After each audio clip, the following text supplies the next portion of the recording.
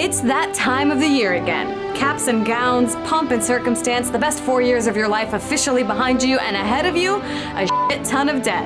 Congratulations, class of 2016. You're officially screwed. I have on the order of $40,000 in debt.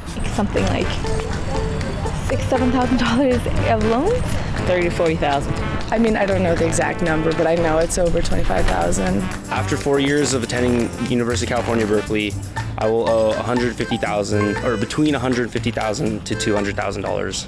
Last year's class of 2015 was sent off into the world as the most indebted class in history, owing more than an average of a whopping $35,000. And they're not alone. 71% of college kids today are taking out student loans for an undergraduate degree, which now costs more than $100,000 on average. They're joining the 40 million people in this country that are burdened with student debt. And with wages stagnant, that means it's a lot harder to settle down, to buy a house, to start a family, or save for retirement. More and more people are pushing these things further and further back because they're still paying off their tuition 21 years after graduating. Maybe that's why 43% of folks with government student loans aren't making their payments. Wasn't college supposed to help you get ahead in life, not hold you back? Back when I attended UC Berkeley, in-state tuition was less than $6,000 a year. Now it's $13,500. So how did things get so bad? Well, the recession has played a role, with states using it as an excuse to slash higher education budgets. In 2015, the average state was spending 20% less per student than in 2007, before the financial crisis. That means universities are raising tuition fees to make up the difference. But that's not the only explanation for why getting a degree comes with loans these days.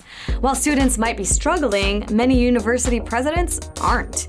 Columbia University's president took home $4.6 million in 2015. Even some public schools, which are funded by the taxpayer, have paid presidents over $1 million a year. And let's not forget about football coaches. The top two highest paid coaches made over $7 million each. While university staff overall has increased, professors aren't the people being hired. It's primarily administrative staff. Since the mid-1970s, the number of non-teaching employees has grown by 369%, compared to just 23% for full-time faculty. Altogether, students who went to college in the US owe $845 billion, and it's a lucrative business for the federal government, which owns most of that debt. But does getting an education have to be this expensive? Check out what this American student in Germany had to say. You get much more value for your money here. You hardly pay anything, and you get an education that is, I would say, on the same level, if not better, than many American universities. Maybe it's time to figure out how we can make college affordable without having to go abroad.